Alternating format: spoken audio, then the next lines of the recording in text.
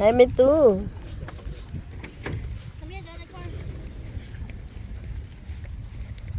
Phải đâu bên mấy tu à.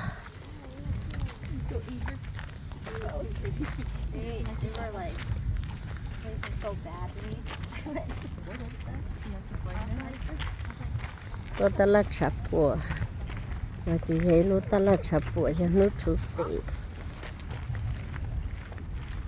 Bé chúng tôi chơi rồi nữa ta là bên chỉ khổ tôi lên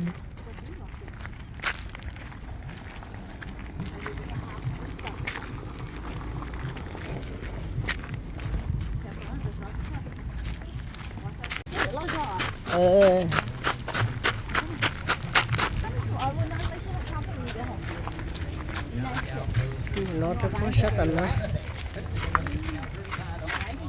Ôi dồi là không có thế chị. Ôi là ở trên không có giò. Là ở trên không có quyến chính phố là cho luôn đó liền. Họ là hay mà món thì chỉ là ở trên không.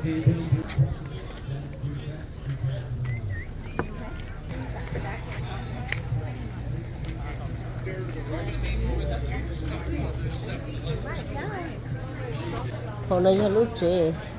Tao biết tôi bé lo sắp bé lo đấy, họ nói một chân con cô này, anh đi, họ nói là mấy giờ bắt sang nó ốm rồi rồi, cho nó bây giờ thì tiền, giờ tiền rồi, ôi giờ bắt sang, còn nói gì là một khủng nó một chỉ mát chỉ đông luôn, là uống lớn rồi, chỉ cần thay đổi.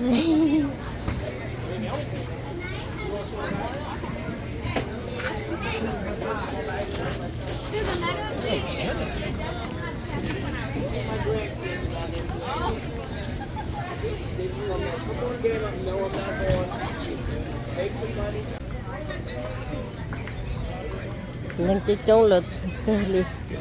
là tôi mua ba mua nói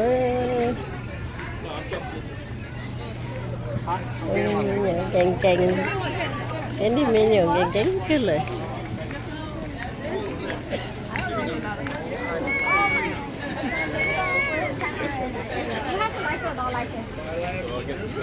nó lấy mua tê mình nó mà rong câu không có nữa cái nó mà mình đâu chọn đâu giả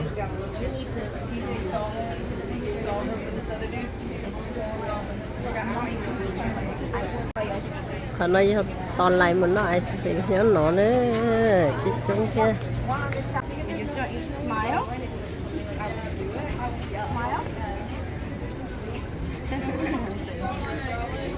cho nên thì nó cho chế nó sẽ là nó nia cho chú lò nó thế cho chua cho pan nữa chỉ bỏ mua nó mà chỉ mua chua lên nữa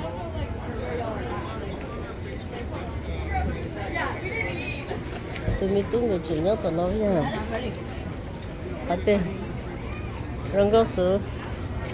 cho pan nó mà rong có cái kia nữa ở trên nó chị bé lo đó hột trái nó là một xi một xua sụn cái đi quản nó sới rồi đấy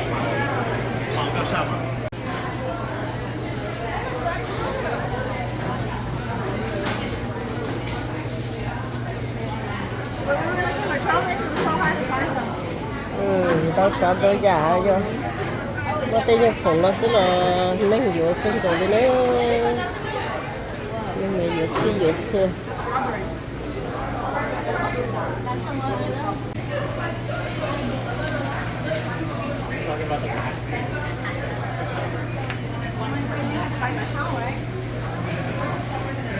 là vô khăn nồng nữa để nó mới nhớ nhẹ khăn nồng nữa để chơi mà xài dạng này nhẹ thế nhẹ cho nó chấp là nhẹ cho nó có vô đâu là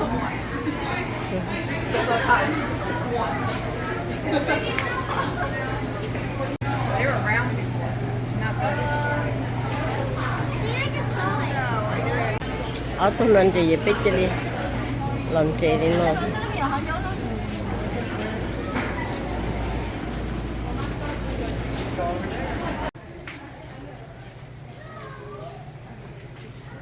cho nó biết họ lo được cái gìเลย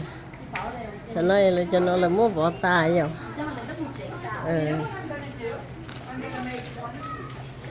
cái tôiรู้sẽ hưởng đi gì thì tôi phải chế tài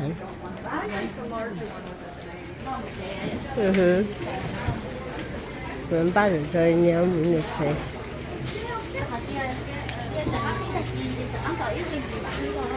bởi vì là tọt hỏi à bây giờ tôi chỉ khi này nhóm nữa nói tôi sẽ tôi là tôi đây à ô còn nó lớn hơn cái nữa vậy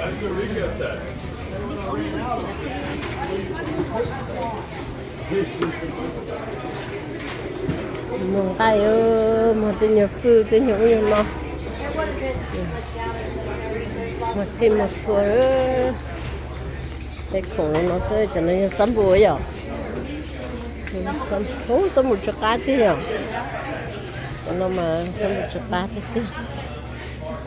7 shear but shear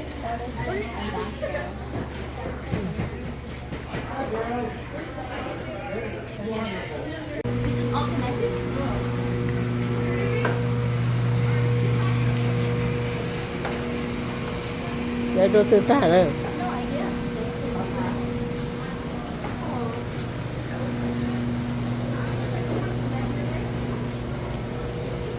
một chim một chua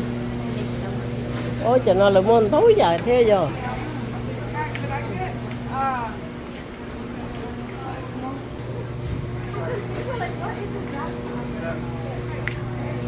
rồi đi nói tại cái phụ nữ cái cho cái tại cho nó nè ok vậy mà chỉ lúc tại chơi nữa đừng có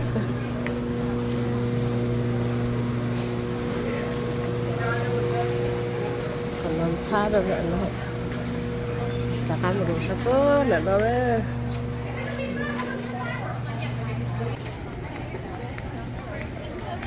còn đây sáng được rong nữa tại cuộc chơi là nó sáng được rong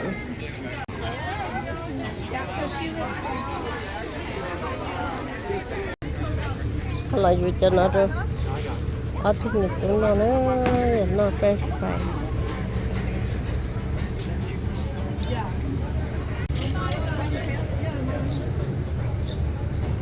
ở sao tụi nó chỉ thâu đồ tổn thương tụi nó nữa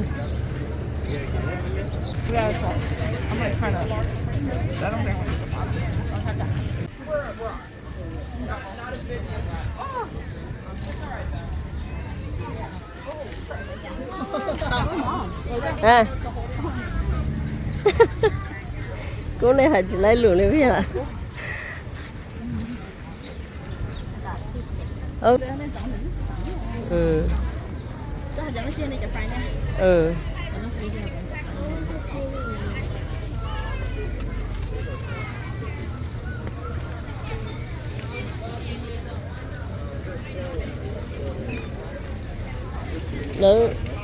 lỡ pro đòn mê thế thế vậy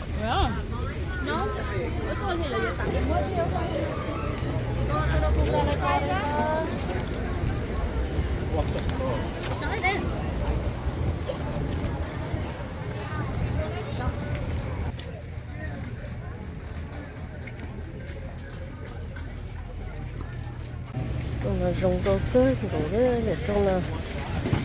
rong câu cơ là cái pi lơ ở bên tôi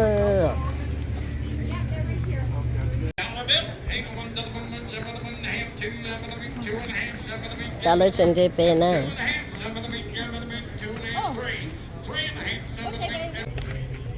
lại cho khi nó rong câu tiền này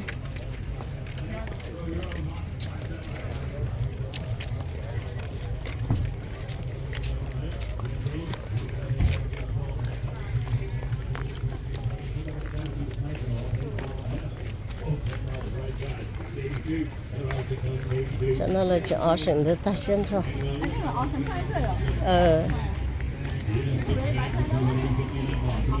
cho lấy giống lúc tôi tụi được hai lũ hết xe là tôi lên nó chơi pin gì vậy này tụi này nó nên chỉ sẽ tụi này nó lấy tôi tí hờ đây là chị lấy cho mua cho chị lấy mua cái này là chị cho mua dưới áo đuôn xa này nhỉ?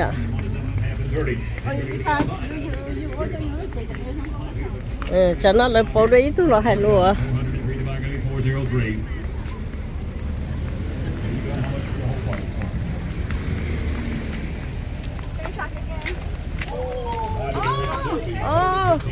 Trung mô á. Tôi biết tôi mô à. Ôi cha. Chính xác, tao thiên lo. Tôi biết tao thiên lo.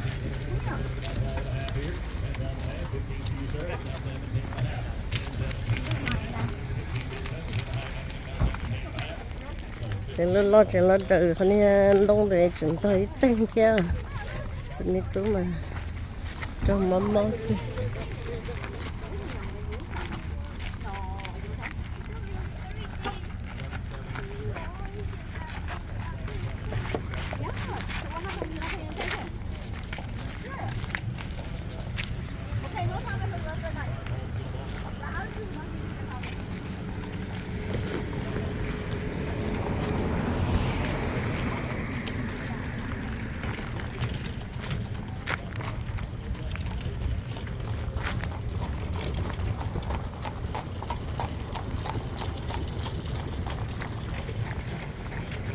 Thế chị bé chị ta là chập bộ nó sầu lên nó nữa bé một chế lại chị mà lấy xin đua lấy sầu nữa